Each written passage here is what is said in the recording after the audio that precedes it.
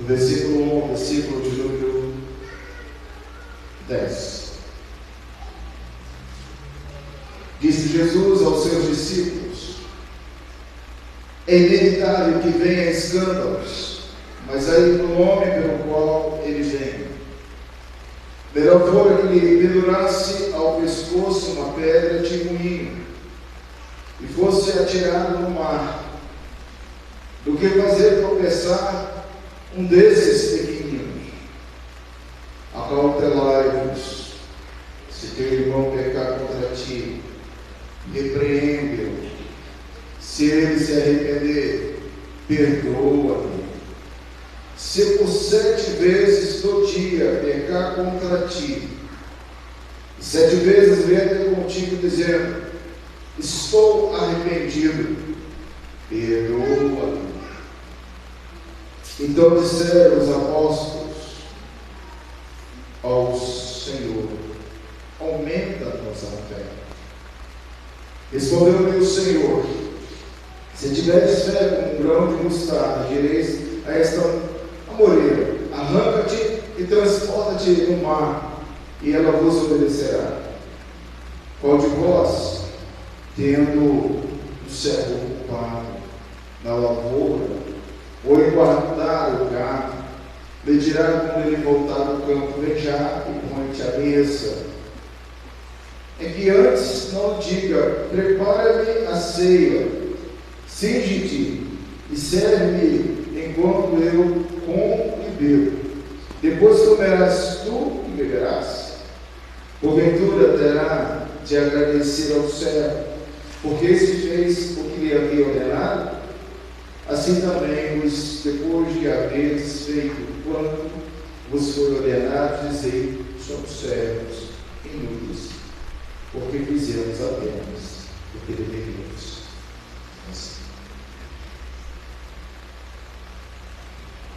Mostrar quem nós somos.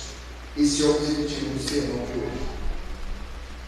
Jesus está trabalhando com os discípulos e também com os fariseus, e ele chega nesse contexto apresentando quem nós somos. Quem nós somos? Por que somos servos inúteis? Essa é a nossa reflexão. Você pode grifar no finalzinho do verso 10, a parte B do versículo 10, aonde o texto diz: somos servos inúteis. Vamos falar com Deus em oração. Você sabe o que deve fazer nesse momento, uma plena segunda prática, suplicando ao Senhor que nos ilumine, que traga ciência e consciência aos nossos pensamentos, como o Dr. Lucas quis escrever, e mais, que eu queira aplicar o texto em nossa opinião. Olha um pouquinho mais. Senhor Deus, te louvamos, te agradecemos por tudo, Pai. Tu és bom, ó Deus, e a tua misericórdia dura para sempre. Ó Pai Celeste, agora traga ao nosso entendimento luz, aplique aos nossos pensamentos aquilo que Lucas quis abordar ao amigo Teófilo, e que possamos aplicar em nossos corações o conteúdo que está descrito aqui, ó Deus. Que haja razoabilidade, entendimento, compreensão, que nós possamos, ó Deus, entender o que o Senhor está falando para todos nós. No final desse estudo, verificar que somos inúteis. Por que nós somos inúteis? Ministra os nossos corações em nome de Jesus. Amém. Meus irmãos queridos, existem textos que a gente gostaria de riscar ali, ou que não existisse, ou que não tivesse aqui, mas uma vez que ele está aqui, nós devemos entender.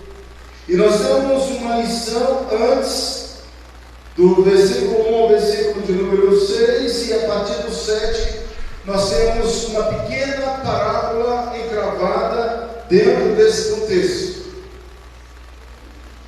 Mas ficamos com o gostinho do sermão de domingo passado, quando vimos que a vida terrena, ela não é determinante para a vida eterna. No domingo passado, nós falamos sobre isso, porque tem muitas pessoas que acham que essa vida física é que vai determinar a vida eterna. Por exemplo, estudamos no domingo passado, Lázaro era um homem pobre, que comia da migalha do rico. Lázaro, porque foi pobre, não foi por isso, porque ele foi pobre, que ele foi para os céus, e o rico é porque rico foi para o inferno. Não. Nós vimos que não é a vida momentânea, a vida terrena, que determina a vida eterna. Na cosmovisão da teologia, a vida eterna é determinada antes da fundação do mundo. Você foi predestinada a ter a vida eterna. Então essa vida física não pode determinar algo que já foi pré-estabelecido por Deus. E isso é muito bom, porque se Deus nos chamou, se Deus nos escolheu, se Deus nos elegeu, não é a nossa vida física que vai determinar ou não a salvação.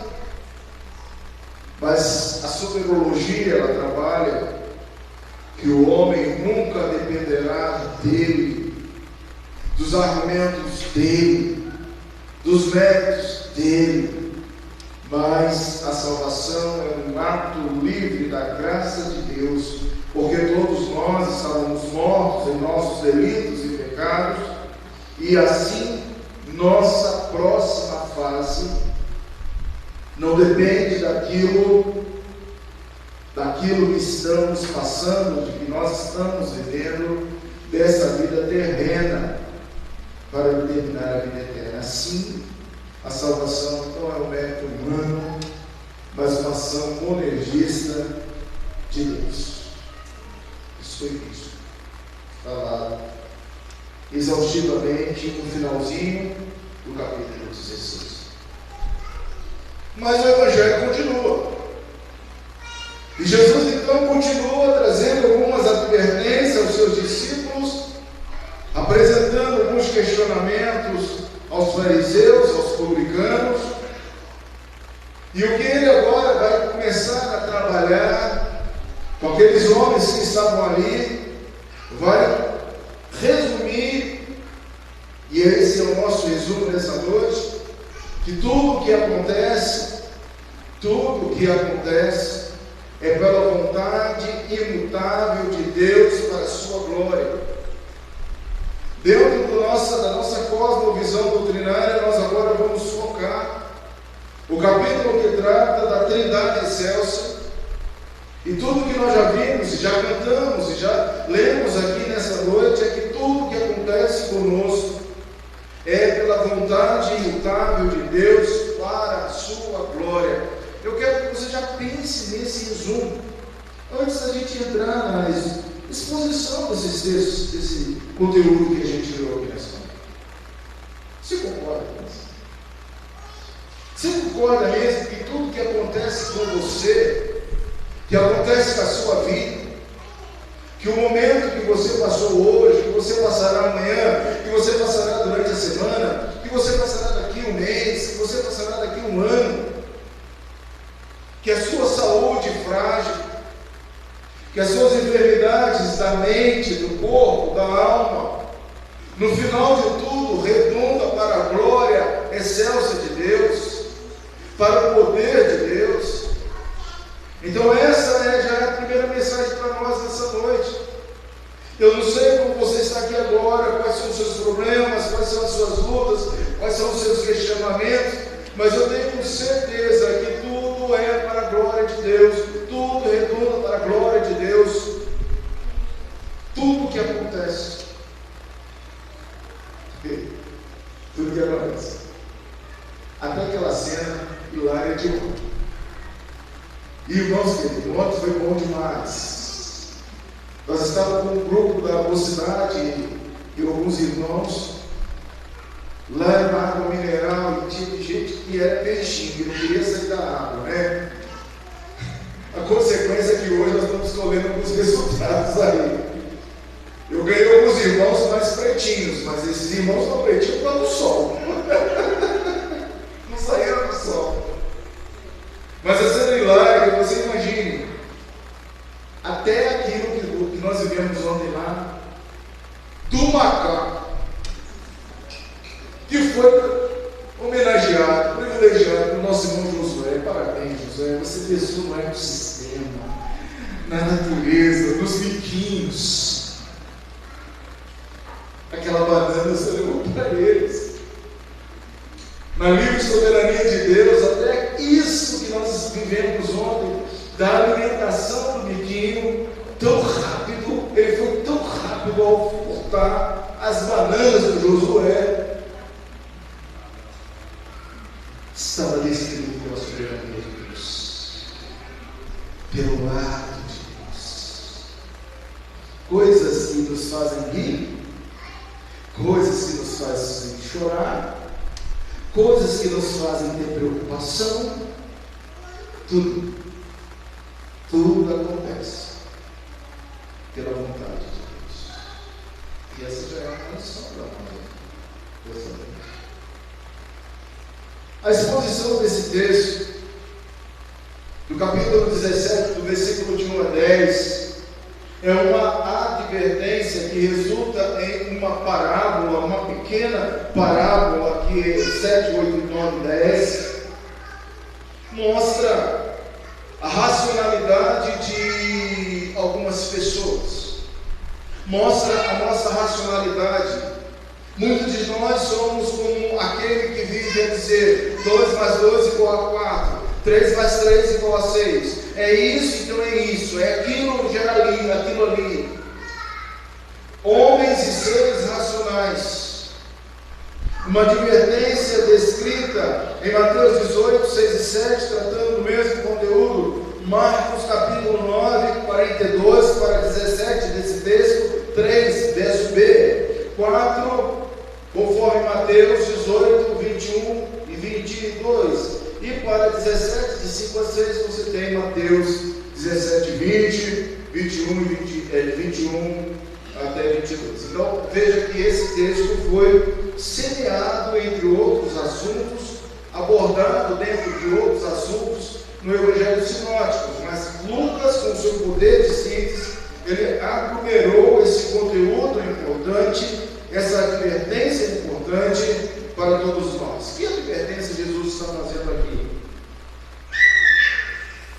Qual conexão, eu pergunto a você, do versículo 23, ou 16, 23, dê uma olhadinha aí, do versículo 23 ao versículo 24, qual a conexão dessa realidade no mundo espiritual? O 23 trata da realidade do inferno. Qual a conexão do inferno? Uma vez aqui posta, uma vez que do capítulo 16 ao versículo 31, é impossível escapar do inferno. Quem nesse momento, nesse exato momento, desde que a gente começou o culto, entrou no inferno, não sai mais do inferno. E quem nesse exato momento que nós começamos o culto, entrou nos céus, não sai dos céus mais. O que essas realidades têm a ver com os discípulos de Jesus? Tem a ver comigo, tem a ver com a nossa igreja. Os discípulos de Jesus devem estar, portanto, digo para você, vigilante. Olha o macaco, vigilante. E todos nós sabíamos que lá era a área deles. Os guardas nos informavam. E eles falaram: fique de olho. A qualquer momento os macacos vão chegar, os biquinhos vão chegar. E graças a Deus que o guardião da nossa mesa, o Leandro Alves, ele ficou te plantando até chegar os biquinhos lá.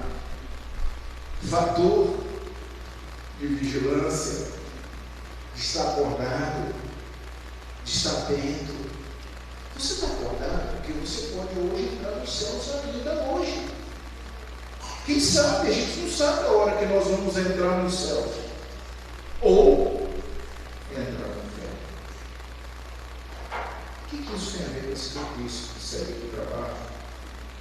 Eu chamo você para olhar o verso 1. A ligação disso tudo, de entrar nos céus ou entrar no inferno, começa agora a ser descrito no verso 1. Disse Jesus aos seus discípulos. Jesus está falando para nós agora, irmãos, para você que está aqui nessa noite, para você que está me ouvindo, para você que é discípulo do Senhor. Disse Jesus aos seus discípulos: é inevitável que venha escândalos. Jesus está falando para a igreja: cuidado com os escândalos, cuidado com aquilo que lança pessoas no inferno, cuidado com aquilo que faz tropeçar um desses pequenininhos que estão aqui sentados ouvindo a palavra de Deus, um desses que são meus eleitos. É inevitável que venha escândalos. Eu quero que você grife essa palavra escândalos. Escândalo significa má testemunho. Escândalo significa distorção da palavra de Deus. Escândalo significa não conformidade com aquilo que é certo, com a lei. Entre outras palavras, escândalo significa pecado. Eu quero que você pense da seguinte forma: será que eu já provoquei algum escândalo na minha vida, em que eu fiz tropeçar algum pequenininho?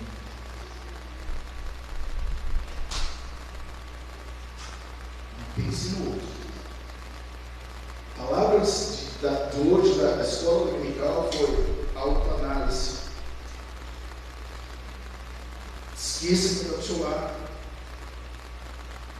Alguma vez na sua vida você já escandalizou um pequenininho, um fraco na fé? Alguém que olha para você e diz assim: ser crente igual aquela pessoa eu não quero ser nunca.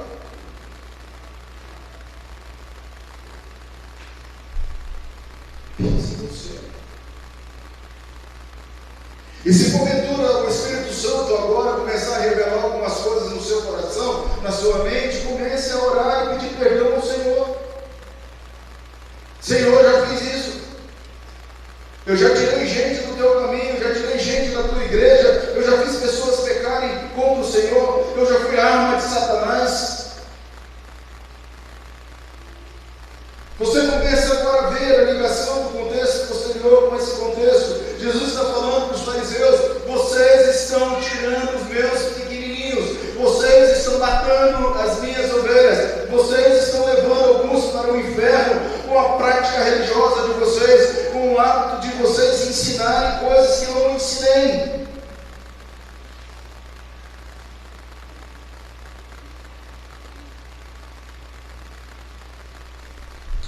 Esses dois textos, o 16 e o 17, capítulos, são importantes.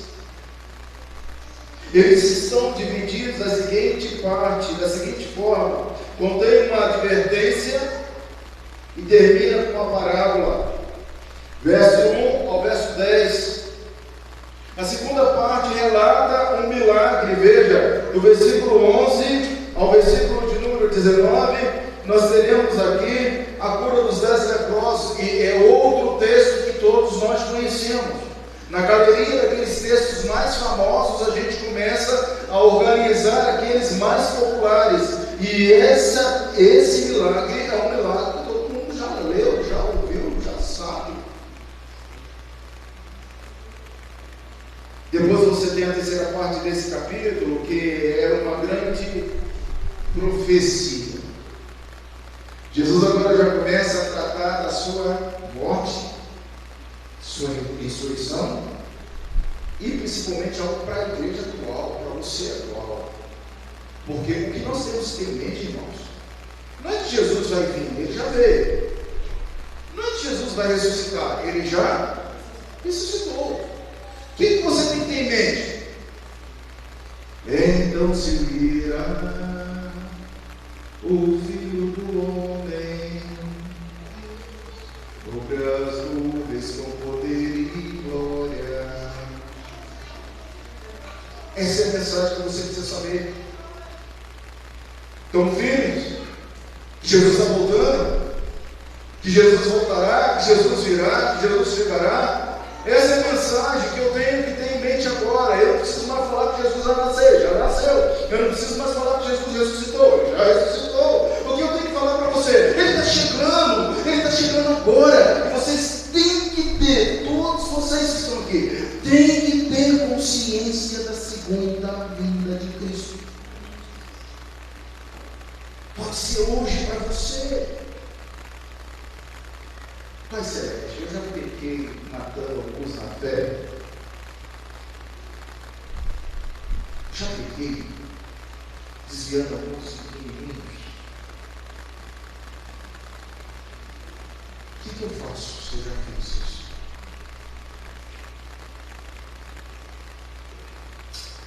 Então, vamos mergulhar mais um pouco. Além desse escândalo que eu tenho que ter ciência, o que mais o versículo nos diz?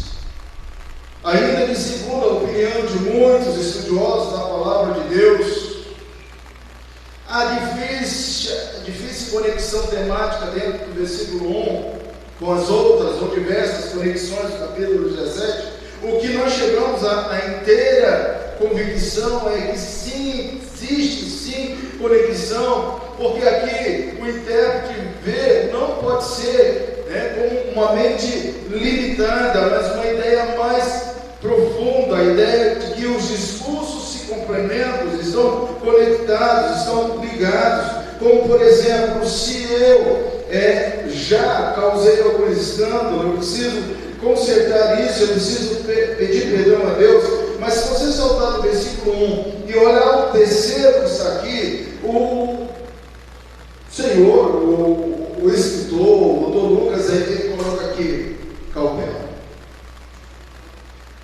Cautela. Toda vez que eu leio essa palavra cautela, eu lembro de um título muito popular no Rio de Janeiro, que a gente aprende de berço, quando a gente escuta assim, caldo de galinha, arroz, caldo de galinha, canja, não faz mal a ninguém. Lá eles queriam dizer assim, cautela. Cautela. É como canja, não faz mal a ninguém. Eu preciso ter cautela. Eu preciso ter cautela. Lucas nos fornece um relato ordenado da narrativa plena, inspirada, de uma miscelânea agora nos outros textos. Nós vimos uma miscelânea em Mateus, uma miscelânea em Marcos. Ele concentra isso aqui para trazer para nós uma informação. Até o final do texto nós vamos descobrir, porque nós estamos tratando aqui dos fariseus que menosprezavam, dos coletores de impostos que eram vistos como pecadores, das pessoas que reuniam em torno de Jesus que não eram dignas, da postura de Jesus que comiam com essas pessoas, dos discípulos de Jesus que comiam sem lavar as mãos, lembra? De um povo altamente censurado, condenado pelos fariseus, como se de fato, se você voltar os seus olhos no capítulo 15, verso 1, aproximando-se dele, Jesus, todos os publicanos e pecadores para ouvir, esses fariseus murmuravam e os escribas afirmavam que ele recebia pecadores e comia com eles. Então, na cabeça dessas pessoas, Jesus era um herético, um herege, alguém fora do contexto e da religiosidade deles. Esse tipo de atitude poderia facilmente causar grande dano espiritual espiritual às pessoas que eram negligenciadas ou desprezadas. Jesus agora adverte aos seus discípulos a que não cometam pecado semelhante, isto é, no caso deles, que não seja um motivo de tropeço para os desprezados que concorrem para a salvação em busca de refúgio. O espírito quebrantado, uma mente aberta, um braço fraternal de acolhimento deve ser a postura do cristão. A gente deve recolher, a gente deve ensinar, a gente deve trabalhar com aqueles que estão abertos para receber o Salvador como único e suficiente, Salvador da vida deles, como nosso. O que é importante notar aqui é que o reino dos céus, o reino de Deus, é composto de pecadores, mas pecadores regenerados, pecadores justificados, pecadores que nasceram de novo e que têm o sangue de Cristo, como nós temos. É inevitável que venham as tentações, que venham os escândalos. Mateus 18, 7, 1 Coríntios 11, 19, 1 Timóteo 4, 11. A própria razão, meus irmãos, do pecado que se difunde é que é impossível erradicar essas tentações, esses pecados.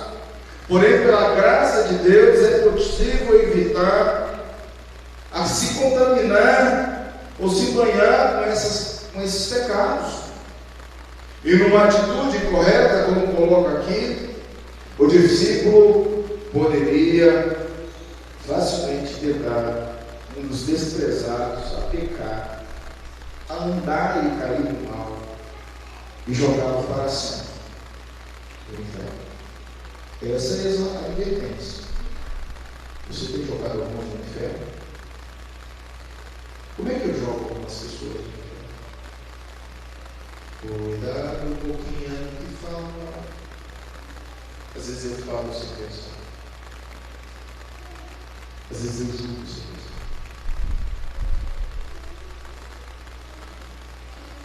Às vezes eu não olho para a pessoa.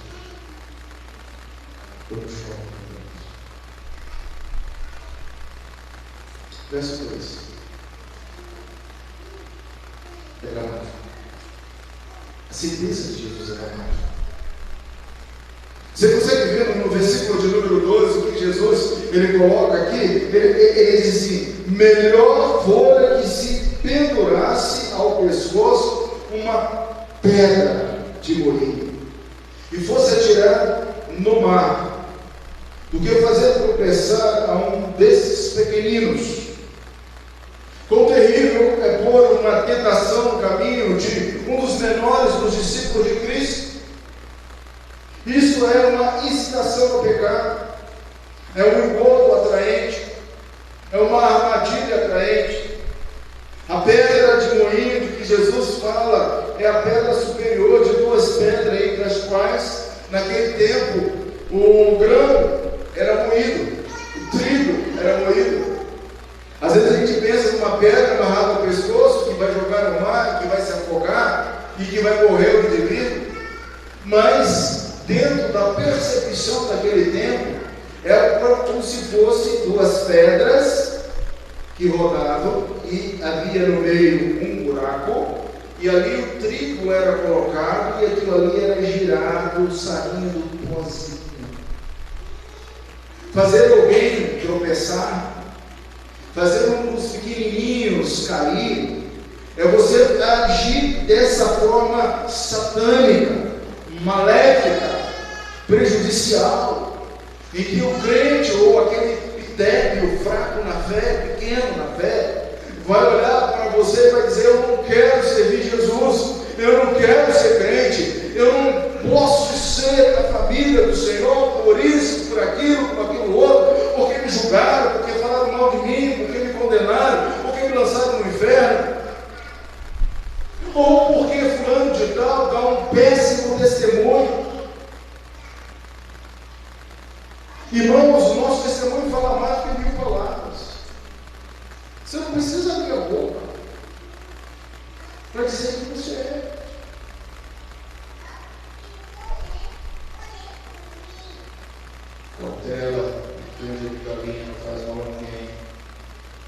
cautelar, como é que está a sua postura? Como é que está a minha postura? Sinceramente, meus irmãos, a gente tem que olhar para nós e fazer uma autoanálise. Não olha para o outro, não, olha para você. A pedra esmaga. A referência não é um moinho manual, mas a pedra muito mais pesada, que é movida por um jumento. A percepção da fala de Jesus precisaria de um animal de força, de tração para girar aquela pedra. No meio da pedra superior, o orifício, onde se jogava o trigo e saía ali, jogava grão, saía trigo, saía barro. A presença desse orifício explica a frase onde fala uma pedra de moinho pendurada ao pescoço. É pesado demais. É uma advertência. O pecado deve conduzir outros a desviar-se, e isso é terrível. Jesus poderia ter adicionado a essa admoestação o seguinte: estejam os meus discípulos, esteja você cristão eleito, esteja a igreja presbiteriana de Santa Maria em constante vigilância. De quem? De vocês mesmos.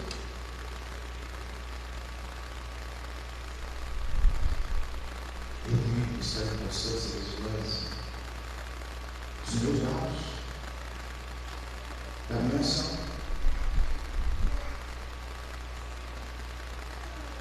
Verso 3, irmãos. Acautelai-vos, se teu irmão pecar contra ti, repreende-o, se ele arrepender, perdoa-lhe. Eu gostaria muito, você que faz o verbo acautelar. Cautela.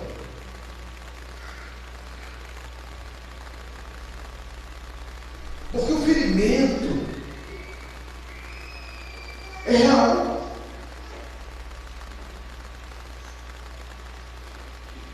Quantas igrejas estão sofrendo por causa de nada? De nada. Fulano tratou dessa forma. Fulano, a sua língua que precisa, o seu corpo que precisa de um caixão, e a língua outro caixão. Porque tem gente assim, a língua é maior que o corpo. Infeliz. Talvez você que esteja sentado aí, você já teve alguns motivos de deixar a igreja presbiteriana. Muitos motivos.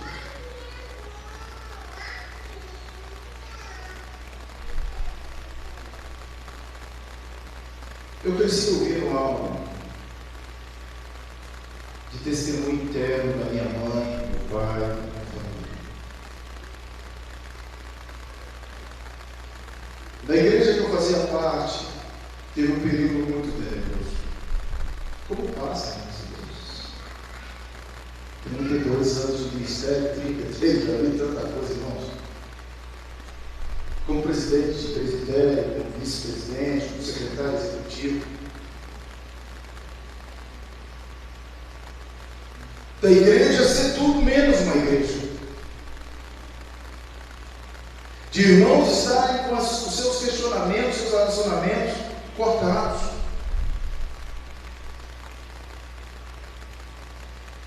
Mamãe falava assim: você está vendo essa diabetes?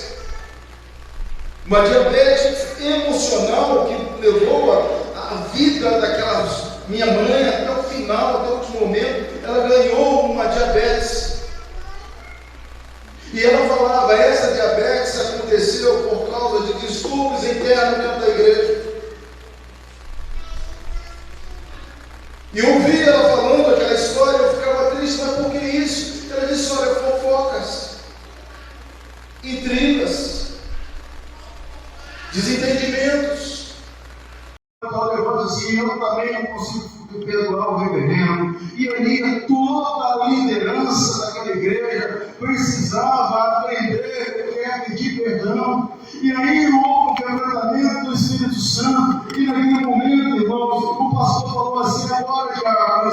traz o pão novo. Joga fora esse pão velho. Traz o pão novo, traz o suco novo, porque essa igreja aprendeu o que é pecado. Ronaldo Lidório, grande missionário, ele conta que um dos avivamentos da África passou pelo perdão dos pecados. Não é só o avivamento da África, eu li o Pentecoste coreano, o avivamento coreano. A Coreia do Norte, por muito tempo, foi dominada pelo comunismo. Eles tinham que orar debaixo dos buracos. Não havia liberdade, porque os japoneses estavam perseguindo. Coreia do Sul. E um belo dia, eles começaram a orar pedindo perdão a Deus pelos pecados. Aquela igreja rompeu em vigília, orando, e a oração só de pedir perdão ao Senhor pelo pecado. Senhor, nos perdoe, nós somos omissos, Senhor, nos perdoe no relacionamento, Senhor, nos perdoe em casa, marido e mulheres que iam para a igreja, mas que em casa não tinha uma vida conjugal, não tinha uma vida de diálogo, não tinha uma vida de amor, doentes. E estavam dentro da igreja participando da ceia do Senhor. Com Deus, o avivamento combinado. Coreia do Sul hoje é um modelo para todos, porque perdão de pecados. Eu quero dizer algo para você do céu. Você precisa liberar perdão e receber perdão e pedir perdão. Você precisa ir aquelas pessoas que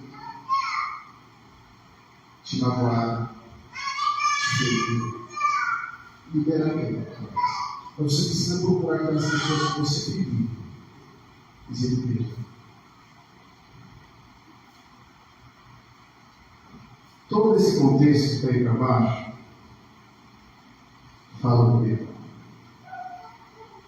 Se por 7 vezes no dia pecar contra ti, 7 vezes ele contigo, dizendo: estou arrependido. O que você tem que fazer? Mas 7 vezes? Possível. 7 vezes em que vida pedindo perdão. Eu só fui 7 vezes aqui, uma ofensa, magoei 7 vezes, estou chateado 7 vezes. Perdoa. O seu coração não pode haver mágoa, o seu coração não pode guardar rancor, o seu coração precisa ser um coração perdoado. Lá vem o seu ouvido, presta atenção nisso. Perdoa. Deixa Deus cuidar. E Ele cuida.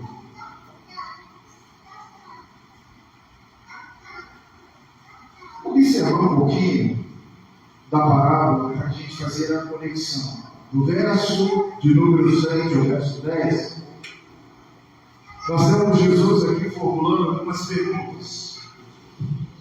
E a primeira: Jesus não se contradiz quando diz que nenhum senhor diria ao seu servo, ao regressar deste campo, que ele reclinaria a mesa para comer, para ter comunhão, com a implicação de que o Senhor serviria.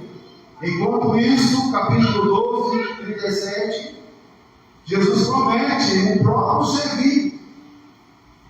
Então nós temos esse serviçal que vamos e o Senhor nos serve.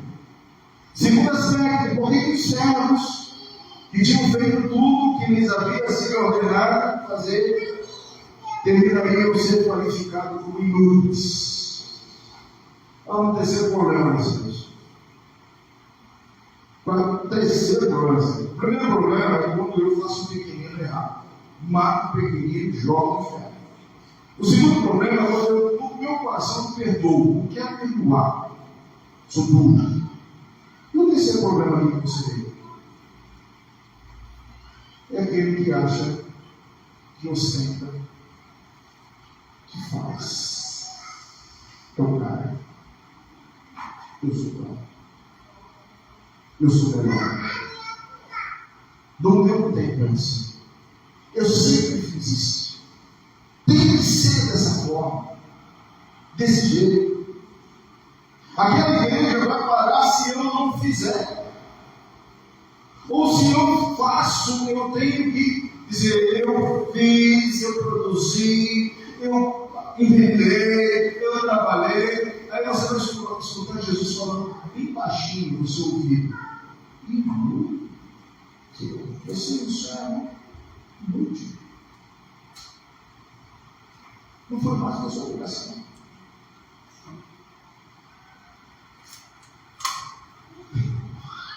Ei, Jesus, por que ele fala assim com a gente? Porque somos nós. Você consegue se ver assim, né, essa história, nessa descrição? Somos nós. Nós queremos nos colocar lauréis sobre a nossa cabeça, nós queremos nos aparecer como sendo salvador da laranja não, da nação, sei lá. Nós queremos aparecer, eu sou um cara. Você não é ninguém. Você é inútil. Quem disse Jesus? Senhor Jesus, ó, eu andei sobre o mar, olha, no dia inteiro, Jesus, eu tive tantas aventuras contigo. Eu andei sobre o mar, eu disse que tu és o Cristo, filho do Deus vivo. No dia de Pentecostes eu estava lá, e uma grande nação foi contagiada pelo meu poder. O teu poder o quê? O Espírito Santo, você não faz nada. Você não faz nada. Pare de pensar que você consegue fazer uma coisa.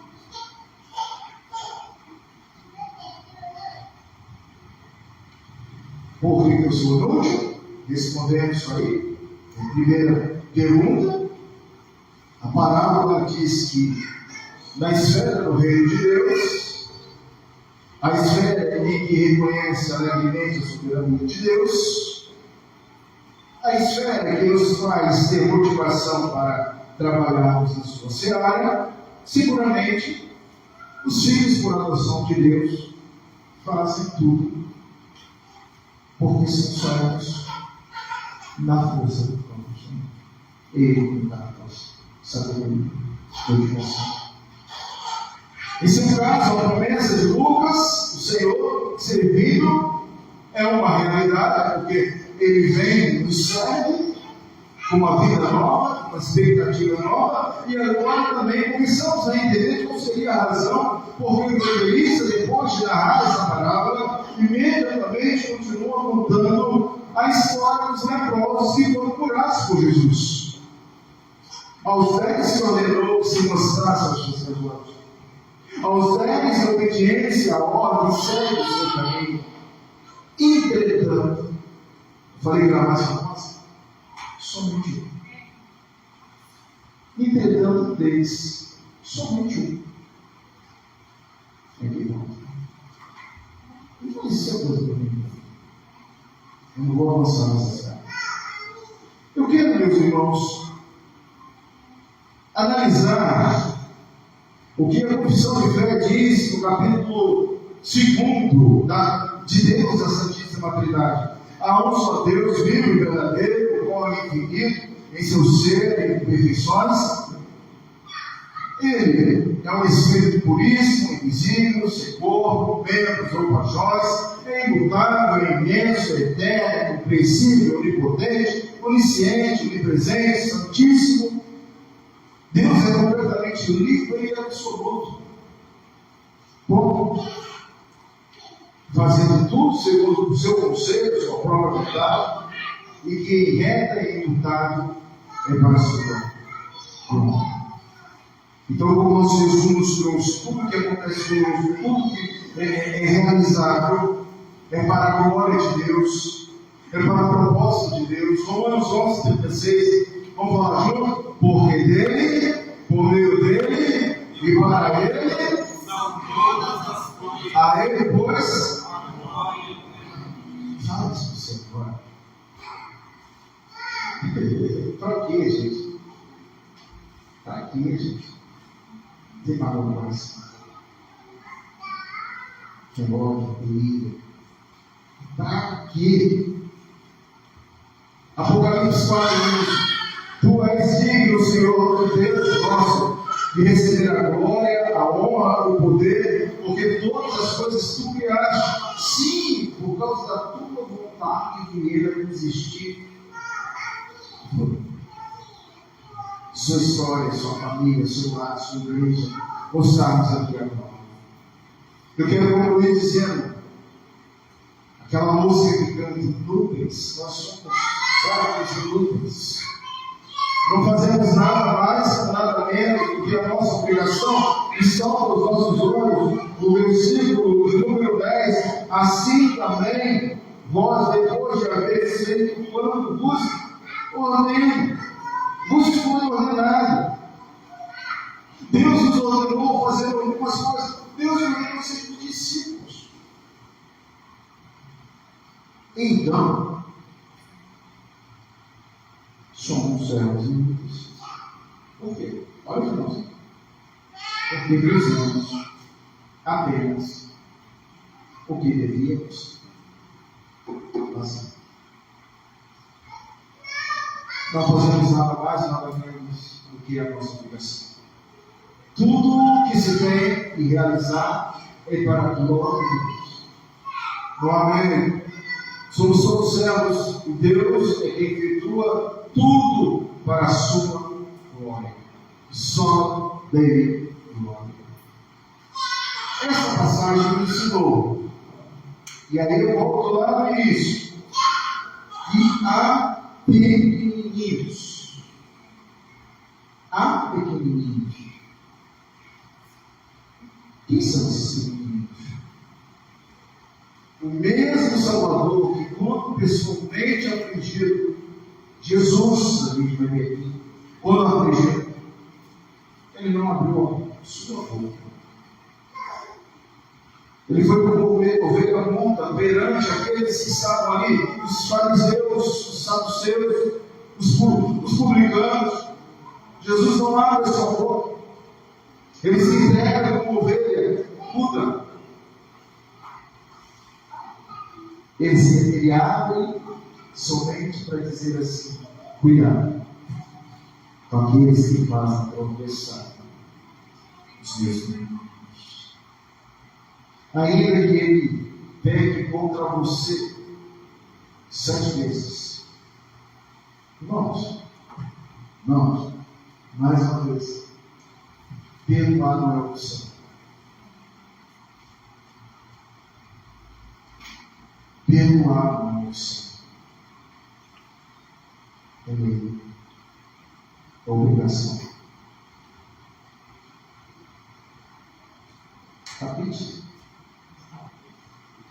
Jesus ensinou isso na oração do Pai Nosso. Perdoa os nossos pecados, assim como nós perdoamos aquele que nos deve. Filho, libere perdão do seu pai, para sua mãe. Marido, libere perdão para sua esposa. Esposa, libere perdão para o seu marido. Eu não tenho que ter médico e não perdoar. Eu tenho que perdoar filho, filha e filhos que foram criados sem seus pais. Libere perdão dos seus pais. Libere perdão. Você não está fazendo nada mais, nada menos do que a sua obrigação.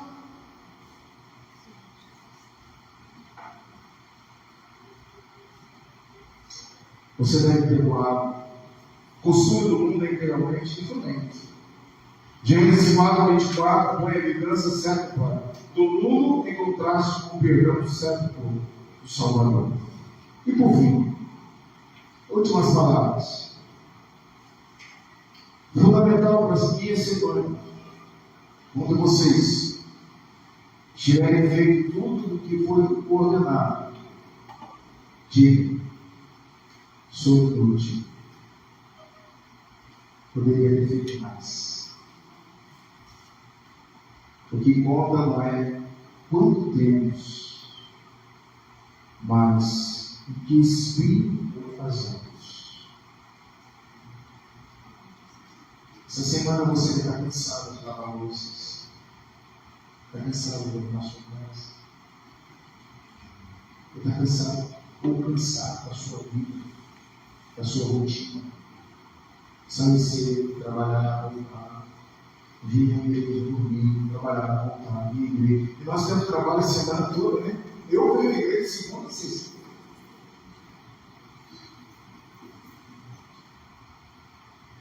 Quando você estiver esgotado, você vai dizer para você: eu estou fazendo nada que eu queira minha obrigação. Plano de aula, diário, eu quando era professor, eu adorava diário. Eu nunca fiz o diário certo na minha vida.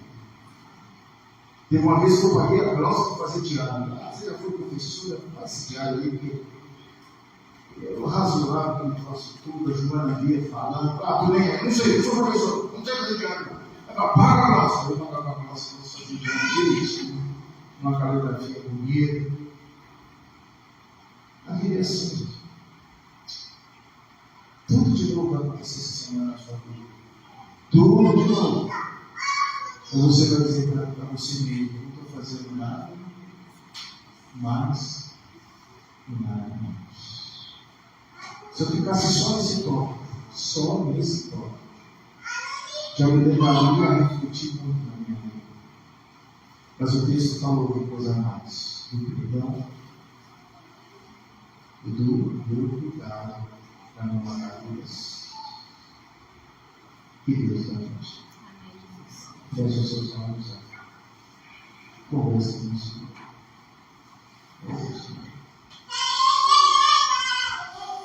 Pense pela nossa igreja. O meu desejo nessa noite é que o seu coração saia lá daqui. Não é fácil pedir perdão ou liberar perdão. Nunca foi fácil isso. Mas não é você, vai ser o Espírito Santo que vai fazer isso. Depois você vai falar: pastor, eu não precisava de perdão.